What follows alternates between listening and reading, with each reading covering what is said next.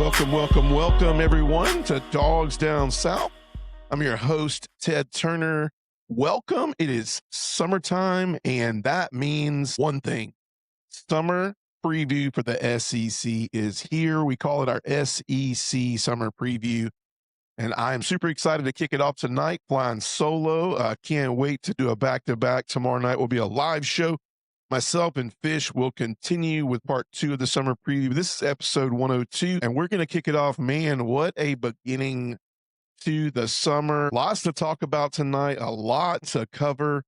If you haven't already done so, man, I have dropped a lot of material on our TikTok page. If you haven't done so already, go follow us on our TikTok page, Dogs Down South, where we upload content much more frequently daily, and I think you will enjoy that site over there.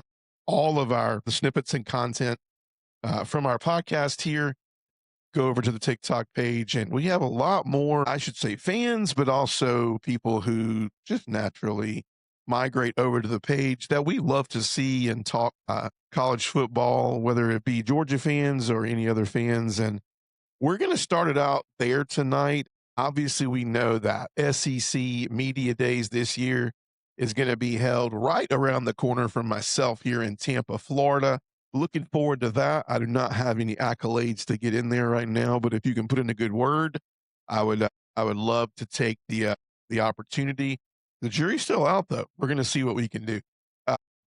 However, we just got done with coaches meetings, SEC coaches meetings, and lots to talk about with that.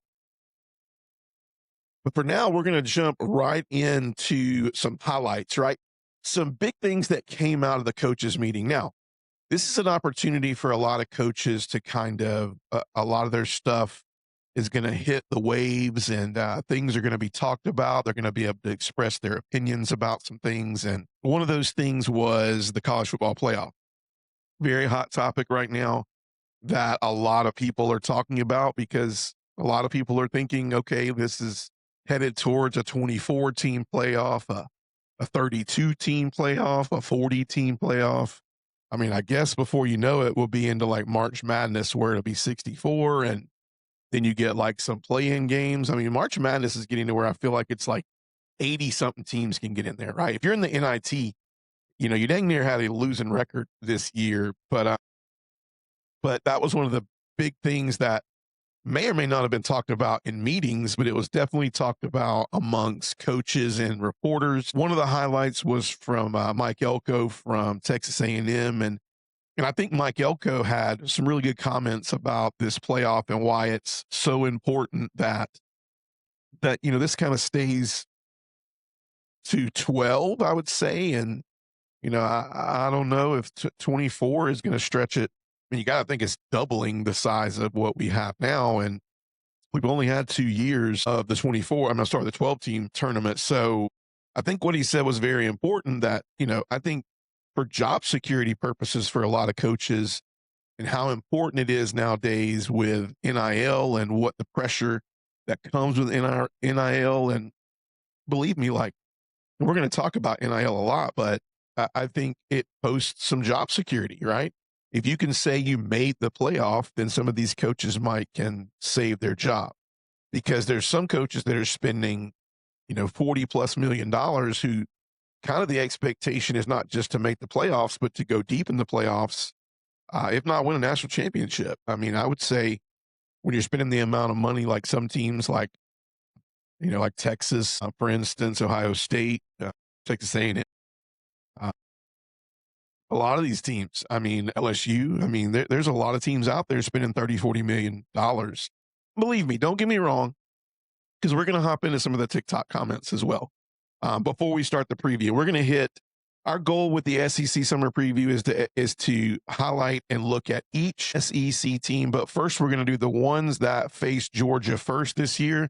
And then we're going to do what we call the leftovers afterwards. But we will do as many teams as we can get to every single night, to not keep it going too long, but to also make sure and fill it up with as much information as we can.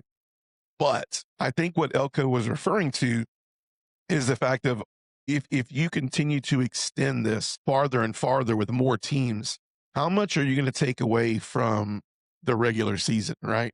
When are you going to get to a point where you go, okay, like we have, scheduling is going to come into play. SEC just went to nine scheduled games, 9 SEC games.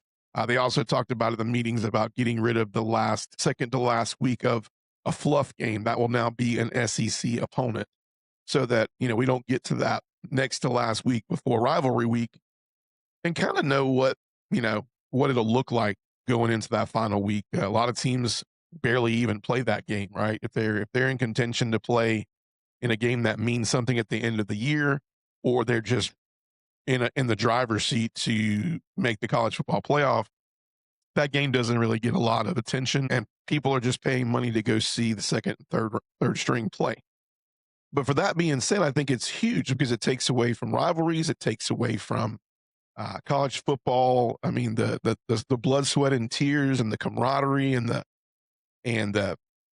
atmosphere of college football, the pageantry, as you see behind me, of Georgia Auburn, and Georgia Tech, and all those things, Georgia Florida. But I think those things start to become, and even conference championship games, they would probably more than likely almost 100% go away.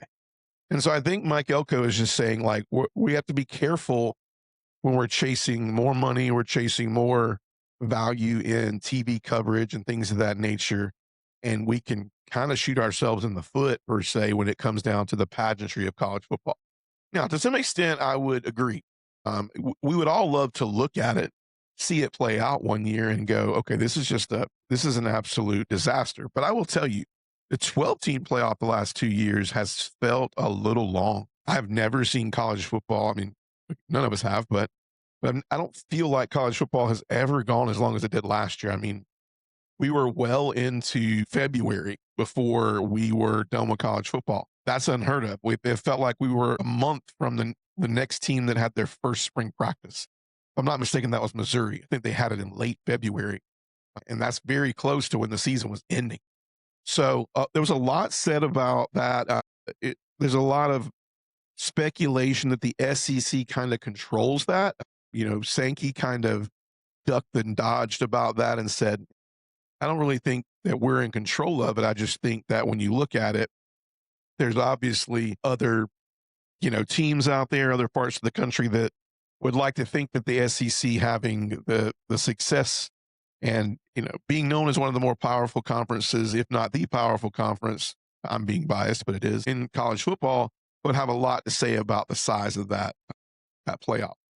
For now, it's at 12. For this year, it's at 12. I don't know. I mean, I feel like the 12 team came in the middle of the night, right? It was like a kind of the middle of the night decision. We found out about it, and it was a done deal. I think that I have a feeling that this kind of will be the same way. Do I think the SEC controls it as much as Mike Elko and other people and reporters are leading on to? Yeah, I do. I think the ACC would love it. Why? Because the ACC doesn't tend to get a lot of teams in the tournament, right? I think the Big Ten would, because the Big Ten, just this past 2-3 years have gotten a ton of teams into that playoff, right? Big 12 would definitely love it. I mean, what's coming out of the Big 12 to represent the playoffs, and in the near future and even in the years past, has not been very productive. So, of course, this will be a great vote for them because it creates job security. It creates more room to ask for more NIL money. Well, look, hey, we made the playoff this past year. Look what we could build off of with an even bigger NIL pool. So that was talked about. Obviously, I mentioned it a second ago, the 9 games, but also moving that week before rivalry week will now be an SEC game. Greg Sankey and the SEC are saying we are getting rid of that fluff week. It is gone, done. And then the last thing I will say that was kind of just out of Kirby's mouth when he was talking about NIL, we're talking about multiple things. We're talking about tampering. You're seeing so many stories about Ole Miss and the tampering with that, and Kiffin firing back at Ole Miss, and Pete Golding and Kiffin going at it. And man, if they could develop a better soap opera lead up to that game this season, they're definitely doing it. I don't know if they have some kind of revenue sharing going on with whoever's going to be covering that game, but they're definitely brewing something of a soap opera with that whole thing. But however, the big news outside of coaches talking was the fact that Lane Kiffin did not say much at all. You would think this was a stage where he would take the mic and do his normal, but he didn't. He actually refrained a little bit and he stepped back away from the mic and didn't say much. And maybe somebody told him, hey, can we just have 1 week where we don't have a drama filled thing where we're having to cover your tail for comments that you've made that are just hard to continue to support, right? I think for Pete Golding at Ole Miss, Pete Golding and Ole Miss are playing with borrowed money, right? To some extent, you can look at Pete Golding and Ole Miss and be like, okay, they have a lot of pressure on this year, but maybe not. I don't know. I mean, maybe I've said this before that I think they do, but I'm starting to believe that I don't think they have a ton to just be too scared about. Now, yeah, if they go out there and wet the bed and, go 5-7, yeah, we got issues. But as far as expectations, he's always going to have the excuse of, well, Lane took, half the, you know, the psyche, half the, I guess the word I want to use for it is just the camaraderie away from the team. He put a black spell kind of on the team for a year, right? But really, he didn't. I mean, there's a lot of players that we thought that would go to LSU immediately. Trinidad Chambliss, Kewan Lacey, a lot of these guys did not. They chose to stay at Ole Miss. I think money had a whole lot to play into it, but I also think LSU had the money to pony up to also to compete with that. But I do think too that Kewan Lacey and I think when you look at it just if you look in the cheap seats over here, you look and you go, Kewan Lacey and Trinidad Chambliss are going, we got to play this guy this year, right? So how embarrassing would it be if we go to LSU and we lose to Ole Miss? And I mean, I don't know, man. There's just a lot of stories that can be told there, especially when you look at what the NFL looks at now for character, for your competency, how you connect with the team. So there's a lot of things in narratives there they had to sit through and think through. But at the end, like I think out of both these teams, I think Ole Miss has way less to lose than LSU. I mean, LSU has a $40 million plus roster. They brought in Lane Kiffin. They paid, they pay Les Miles a pretty handsome salary this year not to be in LSU at all. Parts of their coaching staff to get rid of them and buy them out, only to pay a brand new coaching staff to pay Lane Kiffin and to pay this roster, but also to try to clean up all the other sports. I mean, not a basketball podcast, but they went out and got, I forget Wade's last name, but I just call him Cheating Wade. He left LSU because he got caught cheating. They bring him back because cheating is now what he was doing is now legal. So he's back, but now he's taking it to another stretch of everything, which he claims, is he's only doing what everybody else is doing, which is going overseas and getting, professional players from overseas, bringing them over here and paying them to play for 9 or 10 months, no school involved. Let's just be honest, that NIL and them going to school has started to become pretty much a joke. But yeah, so I think LSU, all in all, has way more to lose than Ole Miss. And I think that's why maybe some of the publicists for Lane Kiffin are kind of like, hey man, you're getting into the summer. The focus needs to be on the roster. It honestly needs to be on, do you have a quarterback that can run your offense? Because they went out and paid a ton of money for Sam Levitt, but we haven't seen a Sam Levitt yet. And from our understanding right now, physically, if we'd had to go out there right now, we'd be going with a second or third string quarterback. I mean, they would be the first string quarterback, but it would be somebody pulled from the second or third part of the depth chart that they did not plan to have come the beginning of the year. So still a lot of answers out there, even though they have a lot to play with at the skill position. Blake Baker comes back on defense to lead that defense. A lot of portal hype, man. They restructure some of the offensive line. Obviously got help in the backfield. Obviously restructured the receivers to be. I mean, he went out and got what he wanted, what he needed, but definitely more for Lane Kiffin to lose. So I think that's why that was a highlight of coaches and meetings was we didn't hear anything from Lane Kiffin, right? I think we heard more from Mike Elko, obviously, in a good way. I could listen to Mike Elko for a long time. I think he had a lot of great comments and a lot of positive feedback for the playoff going forward, as well as Eli Drinkowitz from Missouri had a lot of great commentary. I would say that he's the easygoing, very easy to listen to, laughable kind of guy, but a lot of people would say Does Eli Drinkwitz need to start winning some games? I don't know. I mean, I think Eli Drinkwitz has done some things at Missouri that not a lot of coaches could do. I think Missouri is pretty decently relevant. I think they've been able to get their hands on some very good recruits. They've been able to drum up some money to be competitive in NIL. They got tons of stadium upgrades coming this year that are ready, that are going to make this stadium better and louder. And so this is going to be an interesting year. I mean, obviously with Ahmad Hardy questionable for if he does come back at all. When is that? Does he come back? I mean, what does he have to lose? Is this a good enough? I don't say excuse. Let me not downplay it like that. This is a horrible thing that he is going through, being shot at a concert and having to now recover from something that he didn't expect to recover from, this non athletic related. So, but with Ahmad Hardy, I think when you look at where Missouri stands this year, it was going to take some pressure off of trying to get this offense to be a little bit more explosive in the passing game.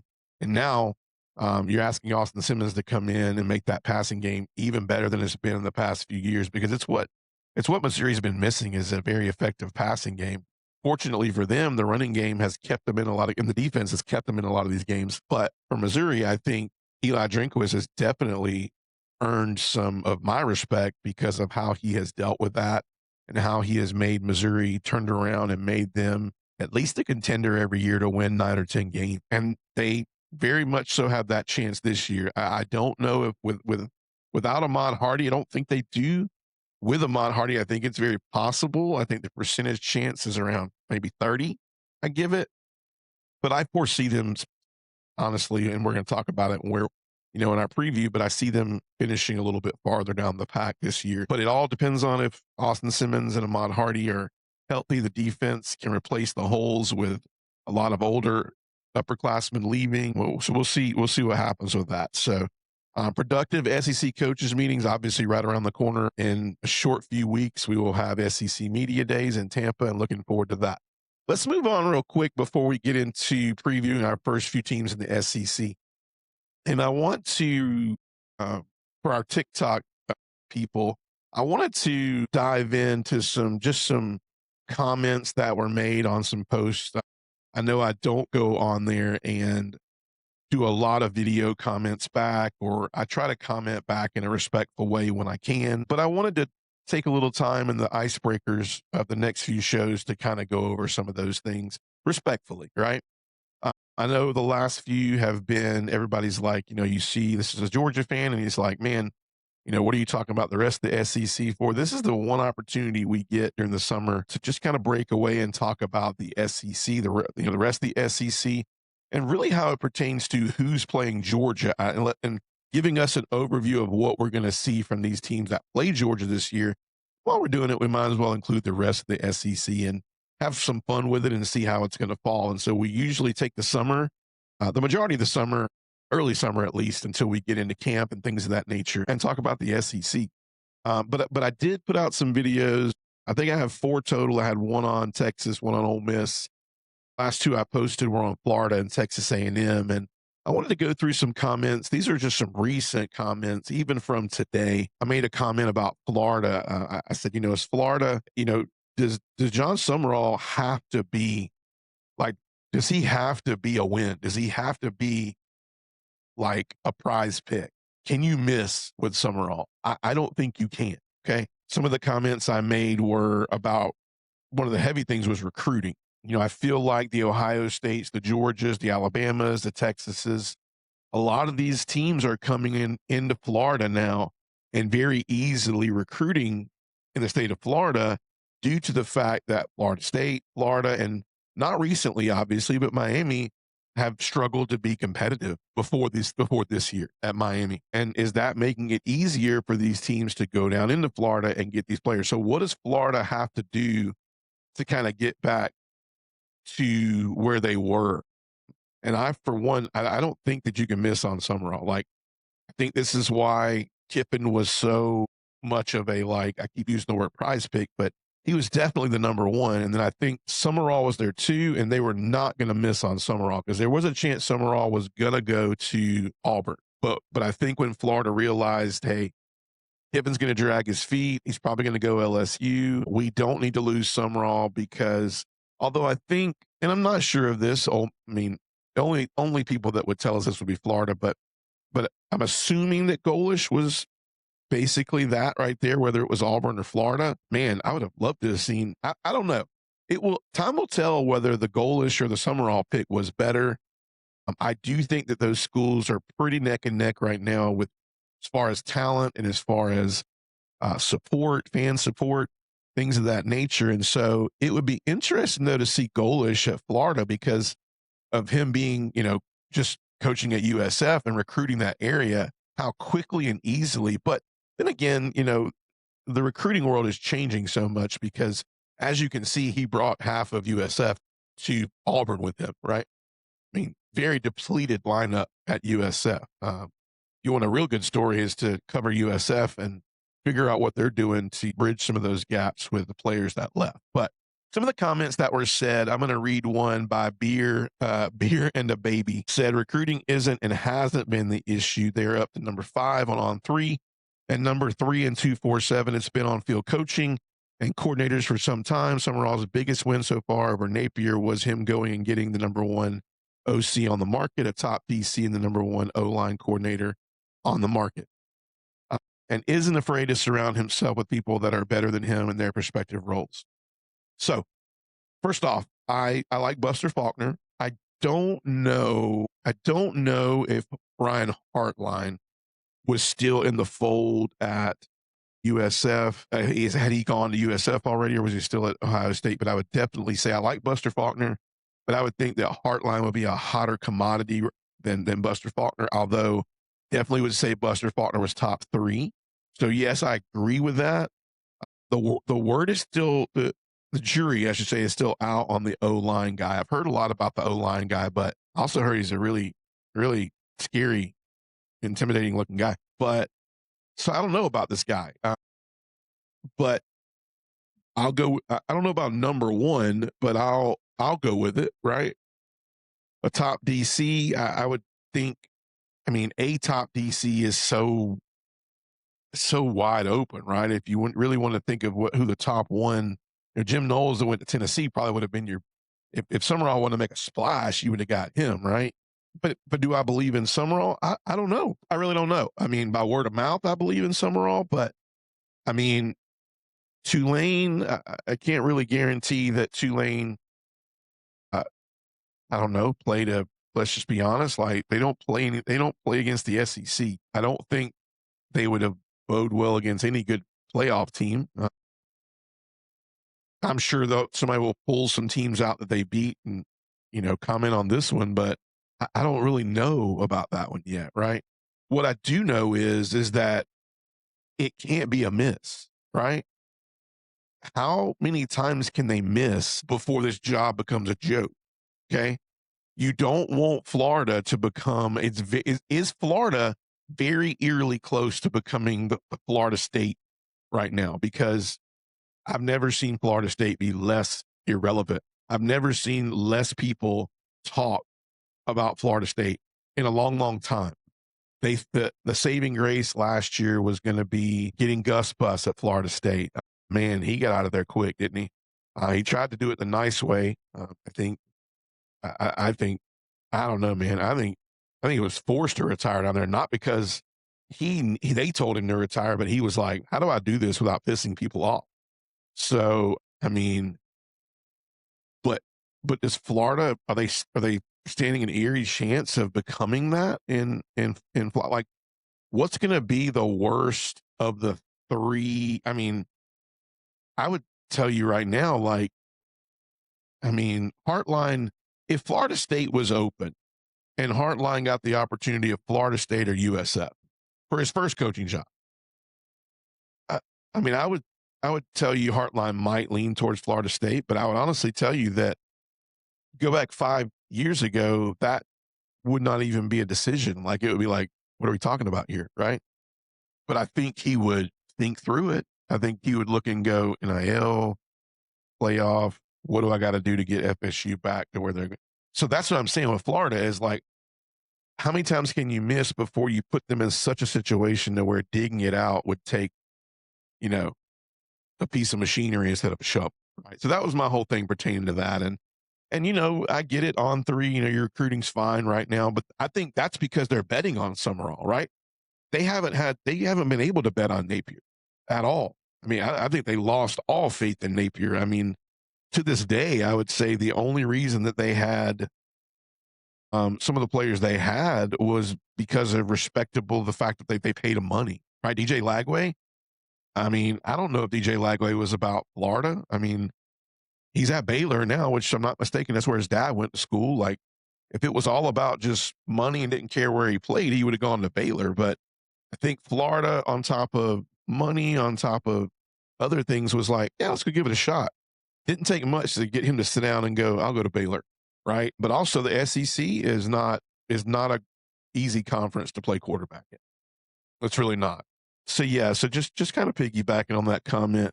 I also made a post about Texas. One of the things I said about Texas was, you know, do we think we're at a spot where Sarkisian is on the hot seat, right? Who has the hottest seat in the SEC? Now, everybody would flock to Shane Beamer, South Carolina. I don't know if I would say his seat was the hottest. I do know, shout out to that SEC podcast and SEC Mike. Mike hosts that podcast. I listen to it a lot, him and Shane. And man, he's thinking the exact same thing. I was listening to him and Marler from Marler Monday this past week. And when he said it, I was like, okay, either I'm reading your notes or you're reading mine. But I have a lot of respect for that podcast. I first started it out as a whim. I started listening to it, and now it's a go-to. Went through a little rut because, Mike picked against Georgia a lot, but I had to start understanding that, he really is. He he talks a good game. He's fair. He has great questions, has great answers, and he has a great show. But he said it. He said it on Feinbaum a couple days ago. He said Steve Sarkisian is on the hot seat, and Feinbaum kind of laughed. I think I don't know the exact reaction, but I'm sure Feinbaum would be notoriously laughing at that, right? But he's right. I'm thinking the same thing. And I said it on a hot take on our TikTok page that you can go grab it at. The Sarkisian on it. Why? Because Sarkisian, here's the thing. A couple things going against Sarkisian. Number one, the offense, he's an offensive mind. They brought him in to make the offense great again. No pun intended. The offense has digressed every year Sarkisian has been there with quarterbacks that they've paid a pretty penny to that were Heisman hopeful every single year. And it's digressed every single year with the likes of Quinn Ewers, with the likes of Arch Manning. These are all guys that were, picked to be drafted at least in the top 3, if not top 2 round. I think Arch right now is projected, even though I don't know if he's had this kind of year yet, is a top 10 pick next year. Once again, I'm asking why, but maybe he shows this year. But it would have to be a breakout year for him, right? For Arch. But the comment that came off of that was Texas' schedule is brutal. This is from KJ. Texas' schedule is brutal. I think they go 9-3 and miss the college football playoff again. I think they do beat Ohio State at home, though. But traditionally, Sark's teams are far different on the road than they are at home. So I see them losing Tennessee, LSU, and I think they split OU and A&M. That's not the comment that I was going to read. What I was going to refer to was, I don't think so. He's been more successful than Herman and Strong. Sark also changed the culture at UT. Hook 'em. That's from Topher. Here's the thing. This has everything to do with NIL. Everything. Herman and Strong, NIL was not a deal. It was not a big deal. I will tell you that if NIL would have been around with Strong, Strong would have been gone way quicker. If donors are spending that type of money on players, you don't have the amount of time you think you have to get it done. Charlie Strong would have been gone. I don't know. I would even venture to say, would Herman have been more successful with NIL? I don't know. I've always pegged Herman as a pretty good coach. The jury would be out because he didn't have that opportunity, at least legally. But yeah, NIL changes this, right? He's had an offense that's digressed under him. He refuses to give up the play calling duties. This is a long shot with Will Muschamp. I love Will Muschamp, but this is a long shot with Will Muschamp. He hasn't called his own defense in years. He's been brought in to maybe bring some of the Georgia pedigree to this team. If you can't beat them type thing, join them. But the jury is out. Do I want him to be successful? Sure, against everybody but Georgia. And to some extent, I would say not much on that side of the, when you go to that side of the, I guess, per se, head-to-head type style thing. I love Will Muschamp and what he did for Georgia, but he's on the other side now, right? So, but you got to look at that. So you got to look at the offense trying to get better. You got to look at the change he's trying to make for the defense to get better. You got to look at, okay, now he's gone out and spent $40+ million to add offensive linemen. He went and grabbed Cam Coleman, Hollywood Smothers. You name it, he grabbed it, right? Spent $40+ million. Does he got to get this right? Like, is just missing the playoffs for Sark is not okay. 9-3, like this guy said, is not okay. Is making the playoff, is it okay? And losing that first game? I don't know. I don't know, because Sarkisian was supposed to be the difference, right? You'll never outbid Texas also, by the way. So I get it. You can tell me all you want to that Texas is going to spend money regardless of if Sark's there or Nick Saban comes out of retirement. But they're not going to continue to give him opportunities. If you give him $40+ million, you give him the top coaches in the league and you give him the top talent in the league, and you don't go to the playoffs and vie for a national championship, that is in turn what they're trying to get to. And if you can't get to it, they will find somebody else. And I will tell you that Sark can't mimic that this year. I don't think so. I think he will be as astonishing as Lane Kiffin leaving Ole Miss as it will be that Sark is on the hot seat if he doesn't do what he needs to do with the changes he's made and what he was supposed to be on offense, and if it doesn't mimic what he's supposed to have with the amount of money that he has spent this year. Okay. And then last, before we get into the first team of our SEC summer preview, I made a post. The one so far that's gotten the most comments, it's obviously the Ole Miss one, right? I made comments about, Ole Miss. How long will Ole Miss wait? What will be good enough for Ole Miss? Is this their only opportunity? I mean, you look at the talent coming back, and a lot of people have said things about Pete Golding, like Pete Golding's been around college football. He knows what he's doing. He's basically been a head coach, but he's just never been in the situation to have to kind of act like one, right? And I have a lot of people that are fans of Pete Golding, not only just Ole Miss fans, but that are fans of him, but people that just like Pete Golding's character, right? Yes, he's been portrayed as a big time enemy because he's gone out and there's been reports of him texting other, players and, recruiting and doing things under the table and things of that nature. Now, the old saying your mom and dad used to tell you, with two wrongs don't make a right. He says that he's only doing what everybody else is doing.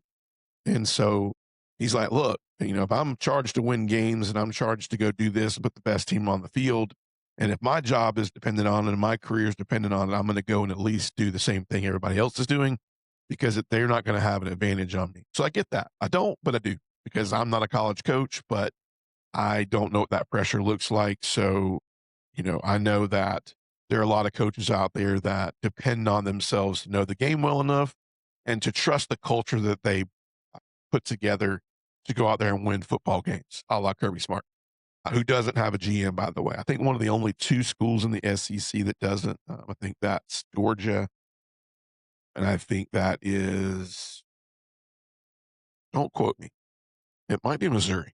I don't know. I know Kirby Smart doesn't. But one comment about it was when I made the comment about, Trinidad, the 6-year plan of Trinidad and Kejuan Lacey getting paid, and possibly the cover of NCAA this year, 2027, all the money coming his way, the hoopla, the hoorahs, it said, the comment was from user. I love the user names too, because you're just hiding behind a username, which is fine. But another salty Georgia fan, he's just mad because Trinidad made his defense look like a Pee-wee team in the playoffs, best quarterback in the country, best running back in the country, best kicker in the country, 3 5-star receivers plus Deuce Alexander, a first-round defensive back, another All-American on the edge for the top 20 defense of the world, a 5-star, 6'5", and Ole Miss going to spank Georgia for the third year. Now, I love competitive banter. I do. I love it. I think, Deuce is Deuce Knight, by the way. Sorry, clear my voice. It's Deuce Knight, by the way. And, I get what you're saying. But let's remember, Georgia split with Ole Miss last year. Okay. A lot of people can say that it should have gone that direction also when they played Ole Miss at home. Maybe. But it didn't. And don't get me wrong, Trinidad Chambliss had the game of his life against Georgia in the playoff, the game of his life. And so, but kudos to him, right? But here's the things. I mean, a lot of things have to happen this year. There's already been a ton of waves with recruiting for Pete Golding. Now he has to start the year, and he's the guy, right? He's the guy. He's already said he's going to call the defense. He loses his offensive coordinator. No matter who you put in that seat, this is going to be a different team this year, okay? Special relationships happen with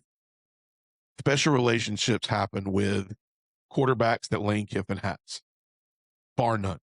And so can that happen with Trinidad Chambliss, or will he take a step back? And will all this start to become this thing of they're only as good as Lane Kiffin? That's where we were getting to with that.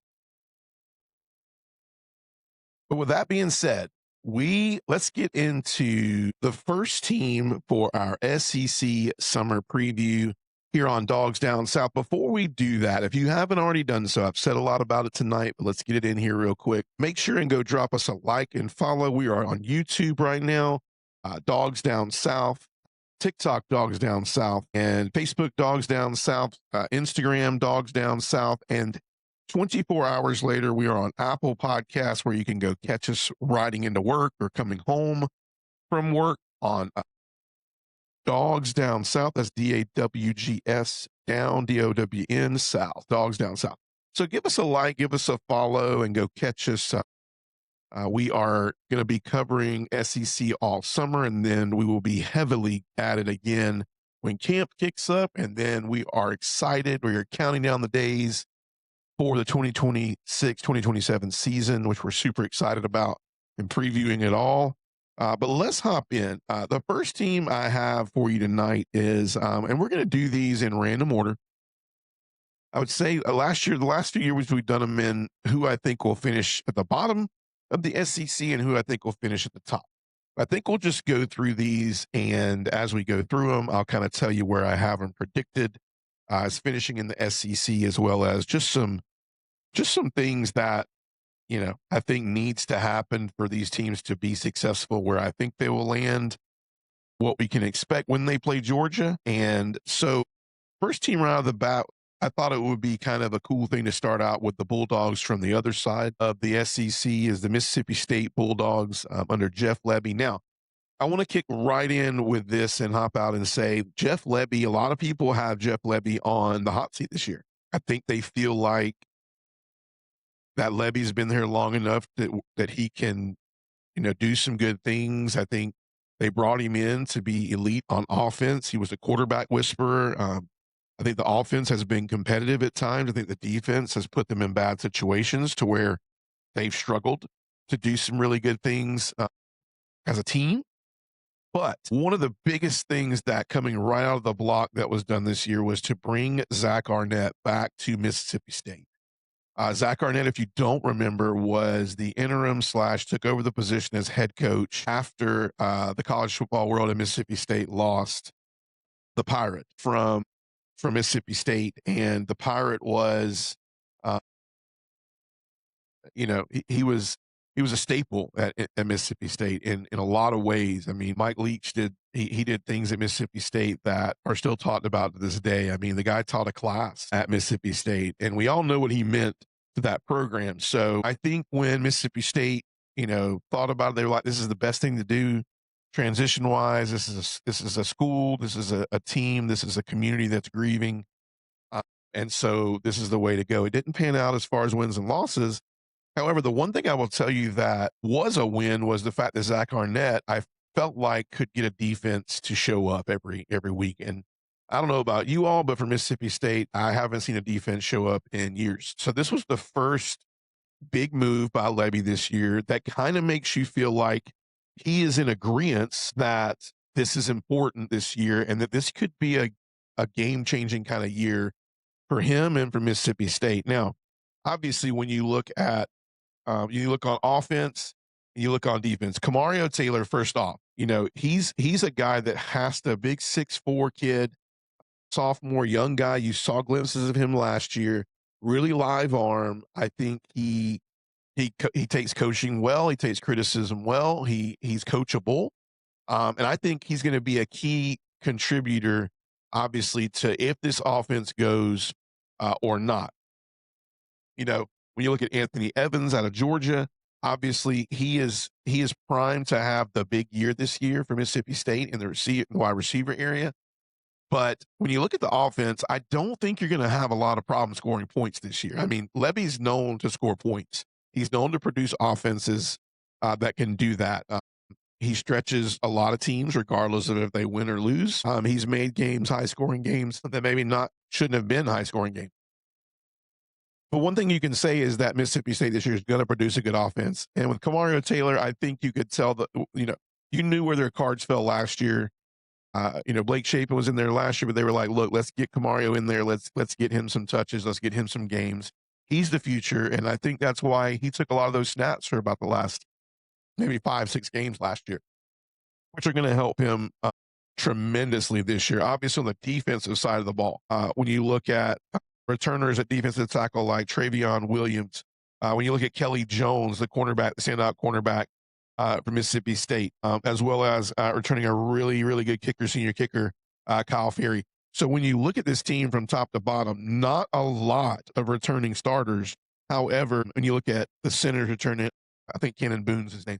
But when you look at these guys returning, the nucleus of what's returning is huge.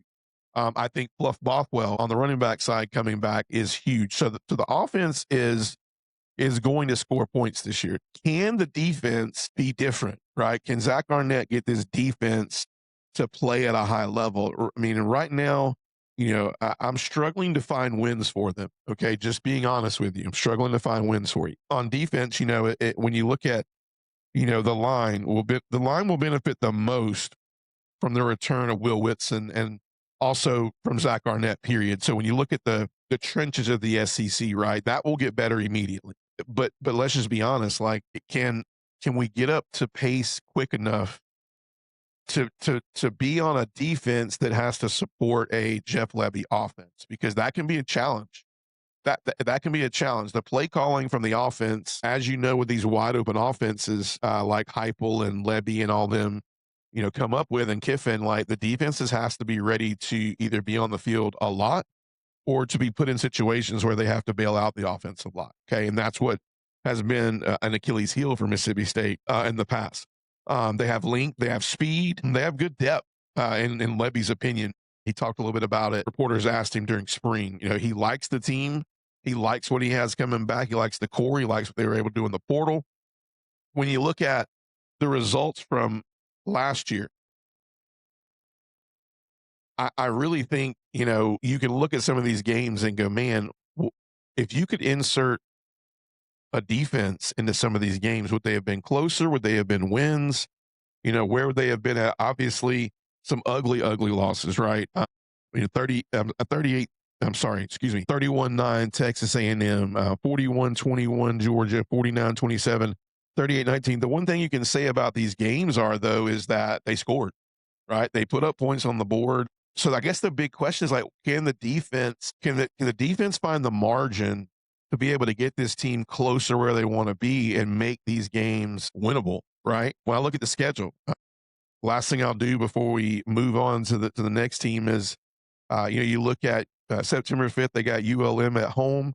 They go to Minnesota. They go to South Carolina. Then they're home against Missouri, Alabama at home, at LSU, On the 24th, they're at home against Oklahoma. They go to Texas, and on the 31st, they come back and play Vanderbilt, Auburn, and Tennessee Tech at home. And they go to Ole Miss. Now, all I'm going to tell you this: they gotta come out there and get ULM in Minnesota.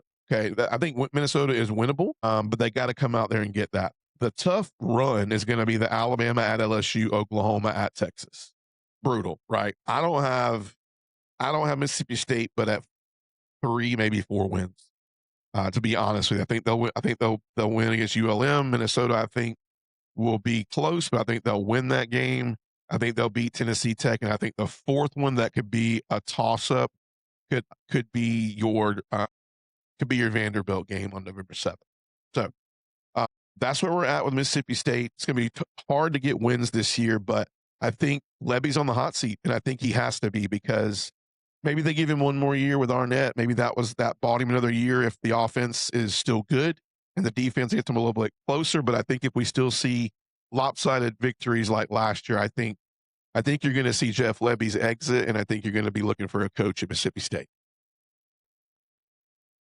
All right, and then we're going to do 2 teams tonight. So we're going to do one more, and then do not forget tomorrow night live, myself and Fish will be doing another episode. We're going to do a really fun thing. We're going to do an all Kirby Smart Georgia team, and we're going to we're going to preview a couple more teams, maybe 2 or 3 teams for you. And so I'll have the Fish man on with me. So we'll be live tomorrow night. So do not forget to join us tomorrow night. Let's look at Missouri real quick. Okay. Missouri, obviously last year, they had some opportunities last year. When you look at Missouri and Eli Drinkwitz last year, and the last few years, you looked at a team that defensively has been very, very predominantly, has bolstered a really great defense on that side of the ball. The problem's also not been running the football. Ahmad Hardy, I think, this year is one of the best returning running backs in all of college football, not just the SEC. I think he's the best running back in college football and SEC returning. I think he's in the top 2 or 3 in college football. But with that being said, the big get the big get this year was Austin Simmons, about to say Colin Simmons, from Ole Miss. So the hope here is to find a way to stretch the field. Very, very similar to Georgia, right? Very similar to Georgia, and we want to play great defense. We want to establish the run, but we also want to be explosive and be able to stretch the field on offense. And so I think very similar Missouri is going to have to try to do that this year. Ahmad Hardy helps that because of the fact that he makes people, he makes teams and defenses put more people in the box, and it will give a better opportunity. I don't think if you have Ahmad Hardy in the game, it's going to bode well for Austin Simmons' debut. I mean, I think they'll be fine first 3 games of the year when you get Central Arkansas, Kansas, and Louisiana. I'm sorry, Arkansas, Pine Bluff, Kansas, and Troy. I don't think that's going to be a big thing. Maybe even Mississippi State. I think you're going to need them for Florida on October 3rd. But that buys you a month, maybe 2, 3 extra weeks. But I have Missouri middle of the pack. If I had to give a number, I have them at 11 in the SEC. Just to let you know, I have Mississippi State at 16. I have them finishing at the bottom of the SEC. And then overall rank is 32, kind of 6, 7, no pun intended, outside of the top 25. But I do feel like if Ahmad Hardy's in there and this defense can show what it's capable of as far as filling in holes and some youngsters coming in and playing the part, I think this team could be really good this year. Some notable players to look at. Obviously, we mentioned Ahmad Hardy. Austin Simmons, can he come in and produce what Ole Miss thought he would do at Ole Miss? He was named the starter coming out of camp, out of spring camp. And so Missouri is quick to let you know that they are putting their trust in Austin Simmons. He is the guy. When you look at tight ends, they're going to be reliant on Brett. The name I have is Brett Norfleet, I think.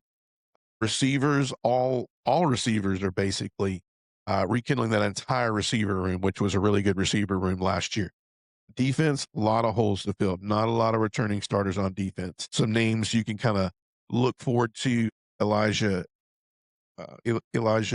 Dodson, Jaleel Florence, Trajan Race, and then Darius Smith, obviously the UGA transfer. So this defense is kind of a little bit differently put together in years past. That's kind of the question mark is, can Missouri put something together on the defensive side of the ball to mimic what they've done in the past?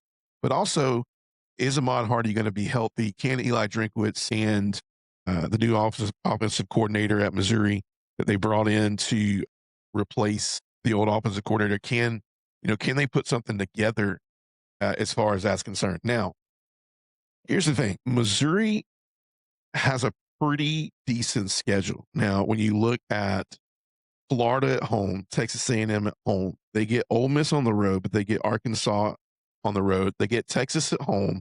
They got to go to Georgia. They get Kentucky and Oklahoma at home.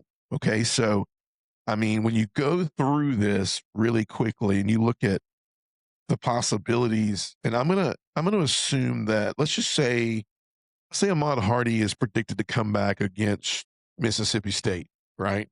Maybe earlier, right? I think Arkansas, Pine Bluff, Kansas, and Troy are all wins without Ahmad Hardy. Mississippi State at Mississippi State, I think that's a win. The tricky one is Florida. They get them at home. This will be exciting, right? This will be the third home game of the year. So stadium would be rocking. This new stadium is predicted to be louder because we sealed in either north or whatever south side of that end zone where you used to have the big rock M up there. So let's just say they beat Florida, right? Texas A&M at home. Let's say they split that one. So let's say they're 4-1 going into 1, 2, 3, 4. Sorry, 5-1 going into Ole Miss. Let's say they lose that one. They're 5-2. I think Arkansas is winnable, 6-2. Let's say they lose to Texas at home. That's 6-3. I think Georgia's a loss. That's 6-4. I think they can beat Kentucky 7-4. So I think you're looking at a team that honestly, like a lot of people are saying, can a couple of these go a different way and they're 10-2. I think Georgia, Texas, and Texas A&M are losses on that slate right there. I think there's 3 losses, and I really think Ole Miss is a loss. I think Ole Miss is a loss. So 8-4, you would hate to see 7-5, but I think even with Ahmad Hardy, this is an 8-4 team this year. That's just me. But the biggest thing you want to see is can continuity happen with Austin Simmons and those receivers? Can this defense be as good? I don't say better because I think the last 2-3 seasons they've had a great defense.